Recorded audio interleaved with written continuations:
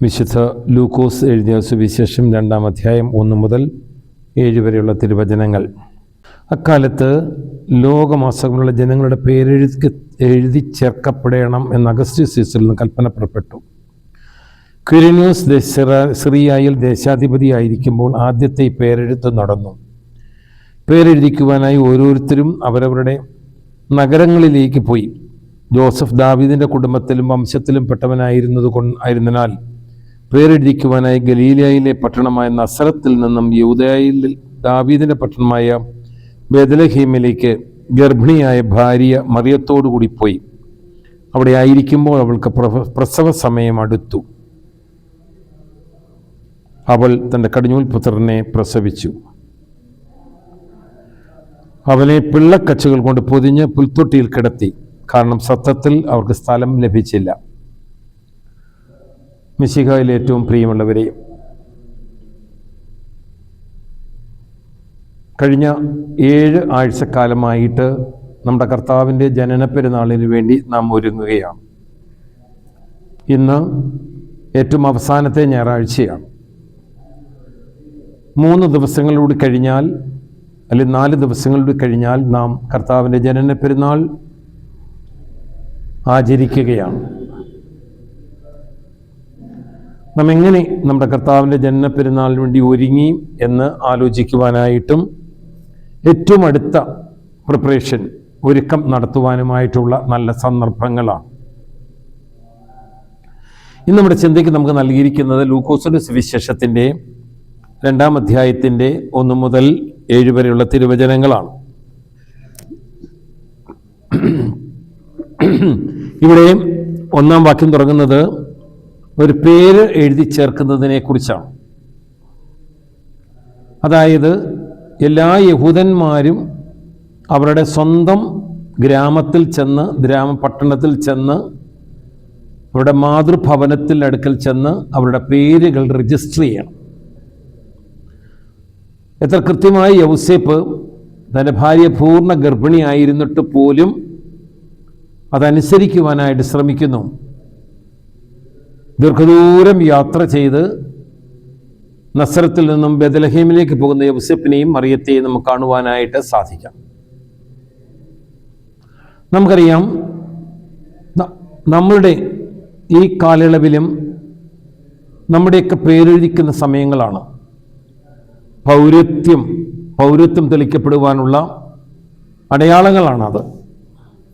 പക്ഷെ പലപ്പോഴും പലരും പല കാര്യങ്ങളും പൂരിപ്പിച്ചു കൊടുക്കാൻ പറഞ്ഞാൽ അതൊരു ഉപേക്ഷ കാണിക്കും. തദ്ദേശ ഭരണത്തിലേക്കുള്ള നമ്മുടെ വോട്ടവകാശം അവസാനിച്ചതേ ഉള്ളൂ. ഇനി ഉടനെ നിയമസഭയിലേക്കുള്ള നമ്മുടെ വോട്ട് രേഖപ്പെടുത്തുവാനുള്ള സമയം അടുത്തു വരികയാണ്. നാം ഒന്ന് പരിശോധിച്ച് നോക്കാമെങ്കിൽ കേരളത്തിൻ്റെ ആകമാനമുള്ള വെറും 76% ആളുകളാണ് വോട്ട് ചെയ്തിരിക്കുന്നത് ശരാശരി. അതിൻ്റെ അർത്ഥം ഏതാണ്ട് 24% ആൾക്കാർ വോട്ട് ചെയ്തിട്ടില്ല. ചിലർക്ക് വോട്ടില്ല, ചിലർ വോട്ട് ചെയ്യാൻ പോയില്ല, ചിലർ ചോദിക്കേണ്ട ആവശ്യമില്ല എന്ന് കരുതി. ഇത് സത്യത്തിൽ നമ്മുടെ പൗരത്വത്തോടുള്ള ഒരു നിഷേധനമല്ലേ? നമ്മുടെ ഉത്തരവാദിത്വത്തോടുള്ള ഒരു നിഷേധനമല്ലേ? 100% ആളുകളും തങ്ങളുടെ പേരുകൾ രാജ്യത്തിൻ്റെ പൗരത്വ നിയമത്തിൽ ഉണ്ട് എന്ന് ഉറപ്പുവരുത്തുക എന്നുള്ളത് അത്യാവശ്യമല്ലേ?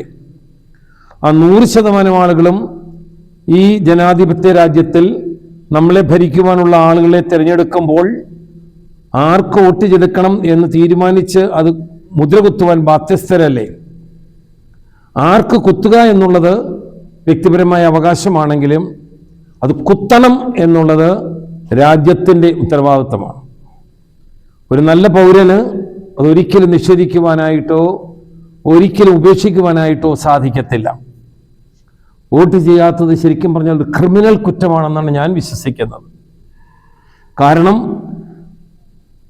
ജനാധിപത്യം എന്ന് പറയുന്നത് ആളുകളിൽ നിന്ന് ആളുകൾ തിരഞ്ഞെടുക്കുന്നവരാണ്. For the people, by the people, of the people എന്ന് പറയും. മനുഷ്യർക്ക് വേണ്ടി മനുഷ്യർ തിരഞ്ഞെടുക്കുന്നവരാണ്.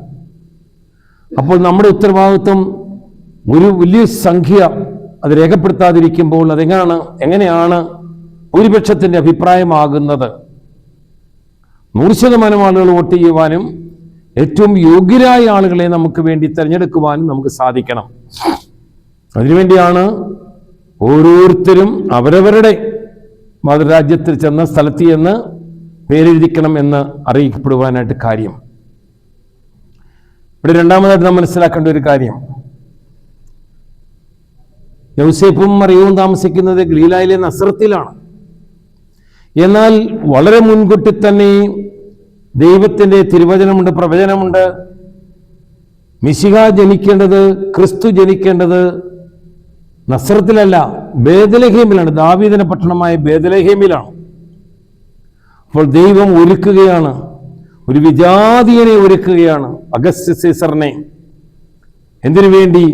യൗസേപ്പും മറിയവും നസ്രത്തിൽ നിന്നും ഗലീലായിലെ ദാവീദിന്റെ പട്ടണമായ ബേത്ലഹേമിലെത്തുവാൻ വേണ്ടി, ദൈവവചനത്തിന്റെ പൂർത്തീകരണത്തിന് വേണ്ടി, പ്രവാചക വചനത്തിന്റെ പൂർത്തീകരണത്തിന് വേണ്ടി ദൈവം ഉപയോഗിക്കുന്ന മാർഗങ്ങളാണ് നമുക്കിവിടെ കാണുവാനായിട്ട് സാധിക്കുന്നത്.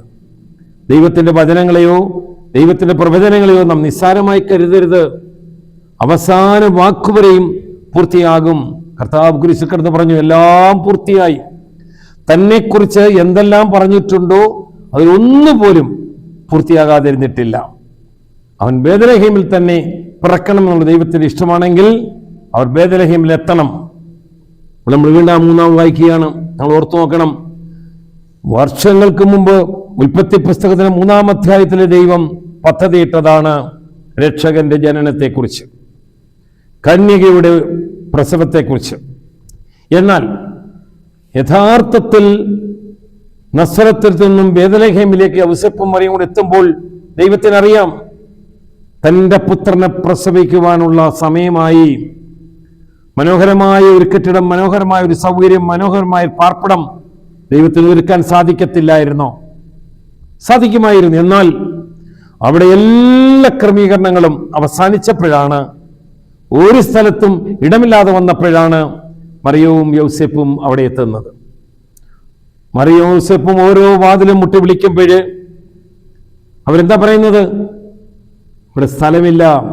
വചനം പറഞ്ഞങ്ങനെ, സത്രത്തിൽ സ്ഥലം ലഭിക്കാത്തത് കൊണ്ട് അവൻ കല്ലടാവിലേക്ക് പോയി എന്ന്. അങ്ങനെയല്ല, യഥാർത്ഥത്തിൽ ദൈവം അങ്ങനെയാണ് ക്രമീകരിച്ചത്, ദൈവം അങ്ങനെയാണ് പരിപാലിച്ചത്. തൻ്റെ മകൻ ഒരു കാലിത്തൊഴുത്തിൽ ജനിക്കണം എന്നുള്ളതായിരുന്നു ദൈവ നിശ്ചയം.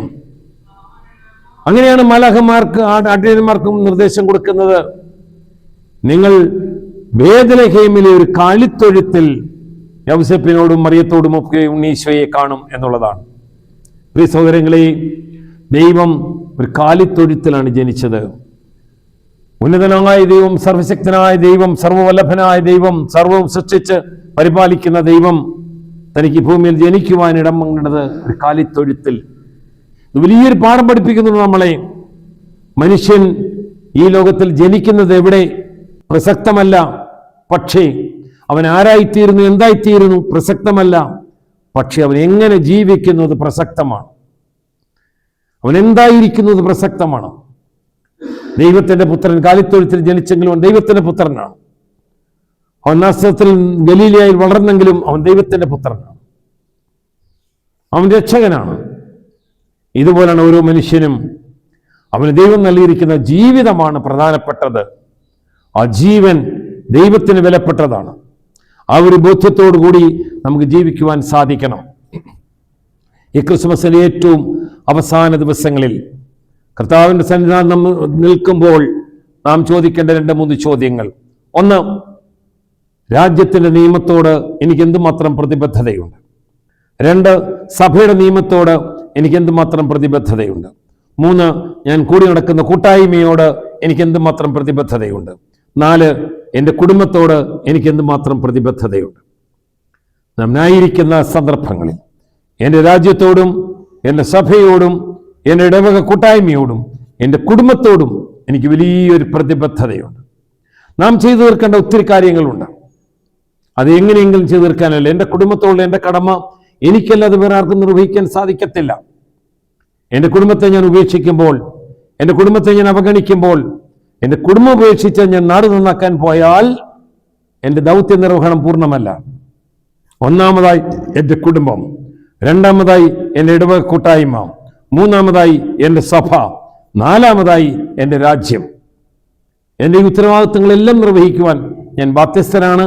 എൻ്റെ കടമകൾ ഞാൻ നിർവഹിച്ചെങ്കിൽ മാത്രമേ എനിക്കൊരു ഉത്തമ പൗരനായിട്ട് ജീവിക്കുവാൻ, ഒരു സഭയുടെ ഉത്തമ വിശ്വാസിയായി ജീവിക്കുവാൻ, കുടുംബത്തിൻ്റെ നല്ലൊരു അംഗമായി ജീവിക്കുവാൻ അവകാശമുണ്ടെന്ന് തിരിച്ചറിയുവാൻ എനിക്ക് നിങ്ങൾക്കും സാധിക്കണം.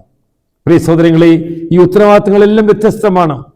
എൻ്റെ കുടുംബത്തോടുള്ള എൻ്റെ ഉത്തരവാദിത്തമല്ല എൻ്റെ സഭയോടുള്ള എൻ്റെ ഉത്തരവാദിത്തം, എൻ്റെ ഇടവകയോടുള്ള എൻ്റെ ഉത്തരവാദിത്തം, എൻ്റെ സഭയോടുള്ള എൻ്റെ ഇടവകയോടുള്ള ഉത്തരവാദിത്തമല്ല എൻ്റെ രാജ്യത്തോടുള്ള എൻ്റെ ഉത്തരവാദിത്തം. ഒരു ഉത്തമ പൗരൻ എന്ന രീതിയിൽ സഭയുടെ രാജ്യത്തിന്റെ നിയമങ്ങൾ പാലിച്ചുകൊണ്ട് സഭയുടെ ലോകത്തിന്റെ അഭിവൃദ്ധിക്ക് വേണ്ടി, എൻ്റെ രാജ്യത്തിന്റെ അഭിവൃദ്ധിക്ക് വേണ്ടി, സഭയുടെ എൻ്റെ രാജ്യത്തിന്റെ നന്മയ്ക്ക് വേണ്ടി പ്രവർത്തിക്കുവാൻ ഞാൻ ബാധ്യസ്ഥരാണ്. നമുക്കറിയാം, നമ്മുടെ രാജ്യത്തെ കാത്തു സൂക്ഷിക്കുന്ന പടയാളികളുണ്ട്. എന്തുമാത്രം ത്യാഗം സഹിച്ചാണ് നാടിനെ കാത്തു പരിപാലിക്കുന്നത്. അതുപോലെ ഉത്തരവാദിത്വം നമുക്കൊക്കെ നമ്മുടെ നാടിനെ കുറിച്ചുണ്ട്. നമ്മുടെ നാടിന്റെ ചെറുതും വലുതുമായ നിയമങ്ങൾ പാലിച്ചുകൊണ്ട് ആ നാടിന്റെ അഭിവൃദ്ധിക്ക് വേണ്ടി, വളർച്ചയ്ക്ക് വേണ്ടി, പുരോഗതിക്ക് വേണ്ടി, നന്മയ്ക്ക് വേണ്ടി പ്രവർത്തിക്കുവാനുള്ള ഉത്തരവാദിത്വം. അതുപോലെ എൻ്റെ കുടുംബത്തിന്റെ ഉത്തരവാദിത്വം ഞാൻ നിർവഹിക്കാൻ ബാധ്യസ്ഥനാണ്. ഇതിലേത് ഉത്തരവാദിത്വം ഞാൻ ഉപേക്ഷിച്ചാലും ഞാൻ ഈ ലോകത്തിൽ ഒരു നല്ല പൗരനാണെന്നോ, ഒരു നല്ല മനുഷ്യനാണെന്നോ, ഒരു നല്ല വിശ്വാസിയാണെന്നോ പറയുവാനായിട്ട് സാധിക്കത്തില്ല. മിസ്നായ യൗസേപ്പിന് വേണമായിരുന്നെങ്കിൽ ആ പേരെഴുത്ത് ഒഴിവാക്കാമായിരുന്നു. ബേഥലേഹേമിലുള്ള യാത്ര ഒഴിവാക്കാമായിരുന്നു. തനിക്ക് ന്യായീകരണങ്ങളുണ്ട്. അതിന് പൂർണ്ണമായ ഗർഭിണിയായിരിക്കുന്ന സ്ത്രീയാണ്. അവളെയും കൊണ്ട് ദുർഘമായ യാത്ര ചെയ്ത്, ഇന്നത്തെ പോലെ യാത്രാ സൗകര്യം ഒന്നുമില്ല, എന്നിട്ട് പോലും അവൻ അത് നിർവഹിക്കാൻ തയ്യാറായി. അത്രയും യാത്ര ചെയ്തത് തൻ്റെ രാജ്യത്തുള്ള കടമയെക്കുറിച്ചാണ്. എന്നാൽ തൻ്റെ കുടുംബത്തെക്കുറിച്ചുള്ള കടമയുള്ള അവൻ മറന്നില്ല. കാലിത്തൊഴുത്താണെങ്കിൽ പോലും വൃത്തിയുള്ളൊരു സ്ഥലം കണ്ടെത്തുവാനും തൻ്റെ പൊന്നോമന കുഞ്ഞിനെ പ്രസവിക്കുവാനും ഇടങ്ങൾ ഒരുക്കി കൊടുക്കുവാനും യൗസേപ്പിന് സാധിച്ചു.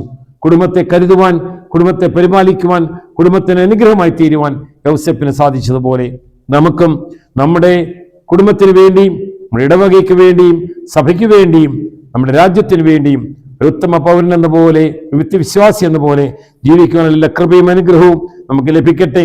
ദൈവത്തിന്റെ വചനവും ദൈവത്തിന്റെ പ്രവചനങ്ങളും അത് വിശ്വസിച്ച് അത് യാഥാർത്ഥ്യമാണെന്ന ബോധ്യത്തോടെ ജീവിക്കുവാൻ എല്ലാ കൃപയും അനുഗ്രഹവും ദൈവവും ദൈവത്തിന്റെ പരിശുദ്ധാത്മാവും അമ്മയായ പരിശുദ്ധ ദൈവമാതാവും നമുക്ക് ഓരോരുത്തർക്കും നൽകി നമ്മളെല്ലാവരെയും അനുഗ്രഹിക്കട്ടെ എന്ന് പ്രത്യേകമായിട്ട് പ്രാർത്ഥിക്കുന്നു.